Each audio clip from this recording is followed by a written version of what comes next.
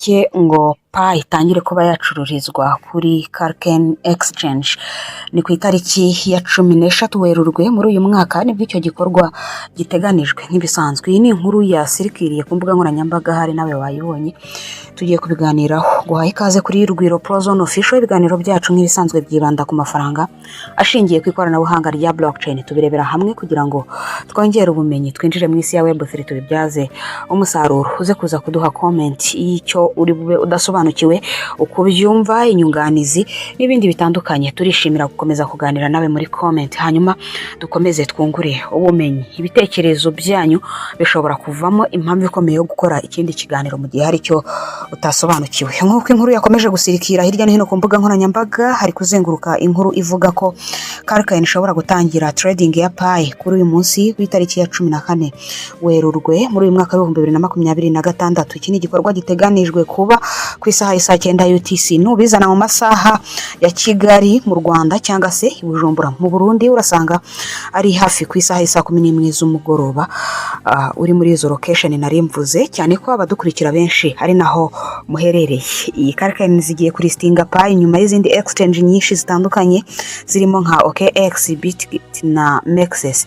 Izi ni exchange nyinshi zagiye zilistinga Pi mu gihe yari itangiye ibikorwa byayo bya Open Network, ari nacyo cyiciro ubu ngubu turimo. Ikibazo gihari mu bapiyoniye ni iki ngiki, baribaza bati ese ibi byaba bigiye gutuma Pi Network ibona abayikoresha bashya bigatuma izamuka mu gaciro, cyane ko imaze iminsi mu bibazo by'ubukungu, aho ubu ngubu yari kuri 0.15 by'idolari. Reka twinjirane mu kiganiro nkubwira ni iyi Kraken tugiye kuvugaho harahitandukaniye cyane na OKX, ari nayo mpamvu yabaye inkuru. OKX iri muri imwe mu ma exchange akomeye aristinze Pi, ariko impamvu OKX itatuma Pi irenga umutaru cyangwa se kuba Pi iri kuri OKX cyatuma bitaba binini ngo Pi yaguke, ni ukubera ko OKX akenshi amasoko yayo ari kurangirira muri Afrika, kandi abanyafrika benshi baristinze cyangwa se bishimiye ko OKX ijya kuri Pi bakagirana imikoranire cyangwa se bagirana partnership.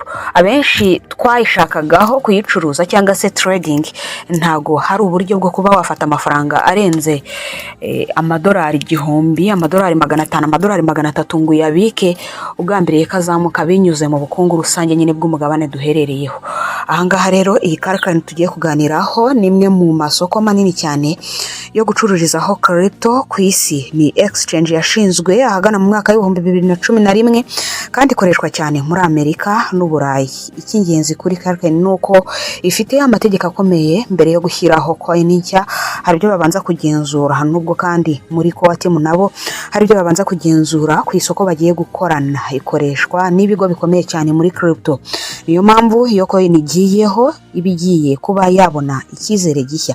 Kraken zishobora gutanga amahirwe mashya ku banyamuryango bashya bifuza kuba batangira kuba bakoresha cyangwa se babika iyo coin. Ngibi ibyo tugiye gushingiraho ikiganiro cya none. Iyi ni inkuru igeze kugarukwaho mu gihe habaga inama yiswe token 2049 Singapore, yabaye ku itariki ya mbere kugeza kuri 2 Oktoba mu mwaka wa 2025. Byagarutsweho ibijyanye ni exchange, gusa babivuze bihuta cyane, uretse ko nyine tugiye kubisobanura muri iki kiganiro. Hari post iri gukwirakwira ku mbuga nkoranyambaga ivuga ko trading ya Pi iri butangire kuri Kraken ku itariki ya 16 Werurwe nk'uko twari tuvuze haruguru. Ibi bijyanye n'igihe habura iminsi mike ngo Pi Day ibe. Murabizi neza ko umunsi wa Pi Day nejo ku itariki ya 14, umunsi ukomeye cyane ku muryango wa Pi Network. Iyo ibi bigiye kuba nyine abenshi mu banyamuryango babiteguye ko hashobora gusohoka itangazo rikomeye rijyanye n'umunsi wa Pi Day, cyane ko yari umunsi n'ubundi usanzwe utangarizwaho amatangazo ajyanye nyine n'uwo munsi cyangwa se kwizihiza uwo munsi wa Pi Day. Pi iri kwinjira ku masoko akomeye cyane ya crypto. Abashoramari benshi bashya bashobora kuyibona maze bagatangira kuyibika. Ecosystem ya Pi ishobora kwaguka cyane. Ikitonderwa ku bapiyoniye, ariko mu gihe tugikomeje iyi nkuru hari ikintu cy'ingenzi cyane tugomba kwibuka. Kugeza ubu Pi kuba team ntiratangaza ku mugaragaro ko hatangiye ibikorwa bisa nka Open Mainnet, cyane ko abenshi batangiye kubyitiranya.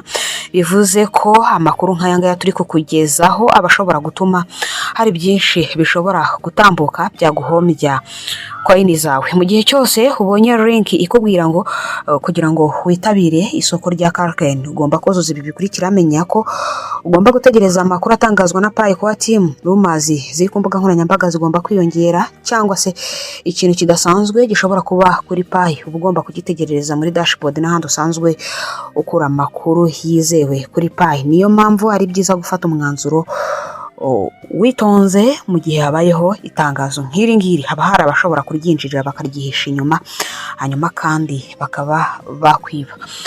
Wakibaza uti iyi Kraken nimara kuba yarestinga Pi, abanyamuryango ba Pi barungukira he? Twebwe nk'abanyamuryango, ngewe nawe dufite coin, hanyuma izo coin dufite, wenda tuvuge ko nge mfite coin 500, nuzivunja kuri 0 n'ibice Pi igezeho, cyane ko yanazamutse yakoze up trend cyangwa se iri mu gice cyo kuzamuka. No kuvuga ngo iri kuri 0 n'ibice hafi 20 n'ibindi bice inyuma. Nuyivunja n'ibice, nufata amacoin mfite 500 n'urugero ukayavunja n'ibice nari mfite, uraza kuza gusanga byibura Pi zanjye hari ikintu kiyongereyeho bitandukanye nuko yari iri muri 0 n'ibice 15. Ahangaha ubwo igiye kujya ku masoko y'abanyamerika. Abanyamerika batabayeho ubuzima bumwe nk'abanyafurika. Umunyamerika ushobora gufata $1,000 akakigura Pi agategereza hafi imyaka 10. Umunyamerika ushobora kuyiganira na mugenzi we agashyiramo $5,000 mu gihe uwo muyiganiriye igikomeye cyane ashobora gukora ari ukufungura application agatangira mining, kubera ko byanze bikunze baradusumba mu bushobozi, ngira ngo ibyo birumvikana. Hanyuma mu gihe cyose yabigiye kuri listinga kuri exchange ishobora ku accessingwaho n'abanyamafaranga n'abanyamerika muri rusange, ni igice cyiza cyo kugira ngo Pi none hizamuke mu gihe bari kuyishoramo amafaranga. N'ubundi coin yose iri kuri exchange igomba kubahiriza ibijyanye na demand and supply, cyangwa se yubahiriza nyine uko isoko riri kwitwara. Niba baguze ari benshi mu masaha 24, blockchain iri updating ivuga iti haguze abantu 5,000 mu gihe hagurisheje abantu 500. Iyi coin iri gushakishwa cyane ku isoko, bisobanura ko igomba kuzamuka. Aha kandi ushobora kuvuga uti hagurishije abantu 5,000 haguze abantu 3, bisobanura ko iri kumanuka. Mu by'ukuri buri muntu wese uri muri biriya bihugu by'Uburayi na Amerika yagorwaga cyane n'uburyo yabikamo Pi, kubera ko yashoboraga gukoresha umunyafrika yizeye mwene wabo akamwoherereza amafaranga akamugurira bitewe n'amakuru ayifiteho. Ariko ubu ngubu biri ready, cyangwa se ni direct guhita yigeraho akayibika cyangwa se akayiholdinga. Bisobanura neza ko abanyamuryango ba Pi nge nawe twakagombye kwishimirira iterambere, kubera ko mu gihe cyose bari butangire kwishyiramo amafaranga yose bari bushoremo araza yiyongera ku yo wewe wari ufite. Niba ufite Pi 500 hakaza kugira umuntu ugura Pi n'ubundi 300, bisobanura neza ko ya mafaranga yongereyemo araza kwiyongera ku yawe. Ariko nanone mwitonde cyane kuri iki ngiki, mu gihe cyose Pi izamutseho gato, Pi ihura n'ibibazo bitandukanye tugenda tugarukaho binyuze muri security yayo. Njya nkunda kubona abantu benshi bavuga ngo umuntu udafite password na nimero de telefone byawe winjiranye muri Pi ngo ntagashobora kukwinjirira. Bikubeshya. Ubikubwira wese uzamusobanurire neza ko nta hantu na hamwe Pi wallet ishobora guhurira na Pi application. Uzi ikintu bivuze? Bisobanuye ko DEX cyangwa se ubwoko Pi wallet irimo decentralized exchange. Umuntu wese ugufitiye amagambo 28 muba mufatanije wallet, by'umwihariko abashobora no kugutanga kwinjiramo agakora ibikorwa utarakora, kubera ko abikora by'umwuga. Kuba yiba coin niko kazi ke, kuba yiba password niko kazi ke. Agomba no gushaka telefone yihuta kuruti yawe mu gihe cyose ukirimo kurwana na network ya Airtel yanze kugenda, bafite wifi yihuta cyane ku muvuduko udashobora gukurikira. Hanyuma lockup yawe irangira yamaze kuzohereza. Ibi ngibi rero ni ibyago kuri buri muntu wese wamaze kwinjirirwa muri wallet ye, kubera ko mu gihe cyose Pi igiye kuzamukaho gato, wa muntu warusanzwe agufitiye passphrase yanga kuyigurisha kubera ko abona $50 afitemo, iki nicyo gihe kiza agiye guhita akwinjirira akazi kwiba. Niyo mpamvu nakibutsa buri muntu wese wumva ko umutekano wa coin ze udacunzwe neza, aho kugira ngo ubure byose utangirire kuri 0 zohereze kuri exchange nka OKX n'ahandi, wumva ucungiwe umutekano cyane ko OKX icunga umutekano kurenza Pi wallet. Ni ukuvuga ngo ndamutse mfite telefone yawe nshobora kwinjira muri Pi wallet yawe nkaza kubihakana ko ninjiyemo, ariko muri OKX iyo ninjiyemo igikorwa cyose nkoze ntago nagihakana kubera ko batanga verification code kuri nomero yawe washyizemo, ndetse bakanayitanga kuri email. Mu gihe kuri DEX cyangwa se decentralized exchange nta verification yindi isabwa. Mu gihe cyose wageze muri wallet nta kindi gisabwa, nukohereza hanyuma bakakubwira bati uze kuripotinga uwo muntu wakwibye, wowe nawe mukajya tentative, kubera ko tentative bisobanura ko ari konte bari kwigaho. Hanyuma iyo tentative ikazasiga bamenye ko umutekano wa Pi udacunzwe neza, bikaza kurangira hari ikindi bakoze cyo kuvugurura, ariko wewe warangije guhomba. No kuvuga ngo kudacunga neza ibyawe uzaba igitambo cy'iby'abandi, nyine abandi babacungira umutekano neza. Ikomeje kuzamuka rero, ikomeje kuzamuka, igeze muri 0 n'ibice, iri gushaka gufata 0 n'ibice bitatu. Ni igihe yari ivuye, ubwo wayinjiriyemo kuri 0 n'ibice 15 araba amaze kubirwa kabiri ku mafaranga yashyizemo. Ibi ngibi ni byiza cyane kuri buri muntu wese wayinjiriye hariya, ariko kandi mwibuke neza ko tuvuye kuri icyo gice cy'abaskama cyangwa se cy'abantu biba coin za Pi, hari ikindi gice kijyanye n'abakoze KYC validation, abafashije Pi kwa team kwemeza KYC yanjye ni yawe. Biteganijwe ko bazahembwa bitarenze ku itariki ya 31 Werurwe muri uyu mwaka turimo 2026. Biramutse bibaye nta kindi Pi kwa team iteganya guhemba abo bantu kitari coin. Ibaze nawe baramutse bahembye abo bantu bakohereza coin zabo kuri za wallet n'ubundi zinjiriwe, agaciro ka Pi kaba kakiri mu bibazo. Ariko noneho reka twizere ko byibura drawdown cyangwa se hasi hashoboka ha Pi hatazongera kuba muri 0 n'igice kimwe kuva igiye kuri exchange nini ikomeye. Twagarukaga kuri Kraken exchange nshya igiye kulistinga Pi kugira ngo itangire yicuruze. Ahangaha rero icyo bisobanuye ku bapiyoniye, niba uri umupiyoniye hari ibintu bitatu by'ingenzi ugomba gukora kugeza ubu ngubu. Komeza gukora mining yawe ya Pi, kubera ko Pi kwa team iracyakomeje kwita ku banyamuryango. Reba neza KYC verification yawe, niba warayikoze shyira Pi yawe kuri Mainnet wallet cyangwa se zibike kuri wallet nyine ziri available kuba wazikoresha. Hari benshi bagifite ibibazo bijyanye na security kuri account zanyu, ntabwo mwanditse neza amazina, ama email ntabwo mu accessinga n'ibindi, uretse ko email Pi irayihindura nta kindi kibazo cyazamo mu gihe cyose namba nyine yawe wabihuje cyangwa se nka Facebook. Iba ariko kandi tugarutseho ntihagire umuntu uza kubyitiranya n'ibijyanye na open mainnet. Nkuko nari mbigarutseho, ahangaha Pi iracyubahiriza icyitwa demand and supply, cyangwa se uko isoko ryitwaye. Abaguze ni benshi, hagurishije bake, ubwo bisobanura ko coin igomba kuzamuka. Hagurishije benshi, haguze bake, ubwira manuka. Nibyo, nta kindi kintu ugomba gushyiramo, nta yindi logique. Isoko ryubahiriza ibyo ngibyo nyine, nta kindi Dr. Nicholas na Sheng Diaofane baba bagifiteho uburenganzira. Mu gihe bafasha coin bakayishyira kuri exchange, nibyo ngibyo bagomba kubahiriza. Aha rero ushobora kuza guhitamo kubika coin zawe ahantu hizewe.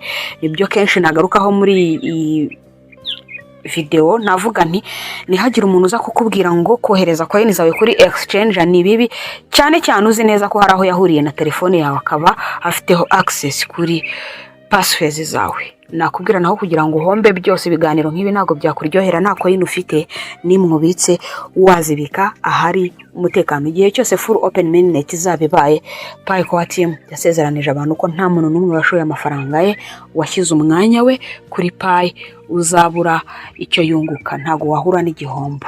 Aha rero witume ibyo waruhiye imyaka igeze kuri 7 babitwara. Ibi ngibi twagarukagaho ntago ari full open mainnet, ahubwo ni ikindi gice kijyanyiranye nyine na open network yatangiye kuba ku itariki ya 20 z'ukwezi kwa kabiri mu mwaka twasoje 2025, ubwo Pi yagiranaga amasezerano n'imikoranire na OKX exchange, hagatangira gucuruzwa iyi coin. Byari ku isa 6 z'amanywa mu Rwanda, ngira ngo habenshi murabyibuka, kandi ndizera ko isaha yo mu Rwanda i Kigali jyana n'iyi Burundi i Bujumbura. Ahangaha niho network ya Pi yari ifungutse, bemera kuba bakorana n'indi miyoboro itandukanye nyine na ecosystem. Muri ecosystem biracyari bisanzwe, baracyagendera ku giciro cya GCV cyangwa se global consensus value.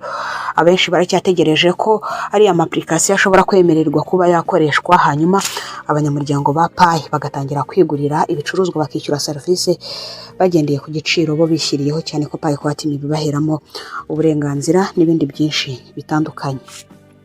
Ahangaha Pi kuba igiye kuri iyi exchange ya Kraken bivuze ko tugomba gutegereza impinduka zishobora kuba, kandi turahari ngo tuzibagezeho.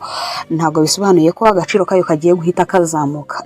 Kuzamuka kwa Pi bishobora kuba biri guturuka kuri iri listinga ryayo kuri Kraken kubera ko byatangiye gusakara, ariko kandi imbere bitarenze umunsi w'ejo dufite umunsi wiswe Pi Day, aho abanyamuryango bose baba bategereje itangazo riturutse muri Pi Team. Hari ababihuza nuko Pi Team ishobora kuba igiye gutangaza ibijyanye n'iyi mikoranire ya Kraken. Reka dusoreza ikiganiro ne gufata umwanya munini tubane mu bindi biganiro turushaho kugutegurira. Hano ni kuri Rugura Prozone Official, ushobora kugumya kudukurikira ku mbuga nkoranyambaga zitandukanye, harimo nka WhatsApp, nomero mbona itanze muri description, harimo nka X, n'ubundi ni Rugura Prozone Official nk'ibisanzwe. Ndagushimiye, wakoze cyane kutwumva.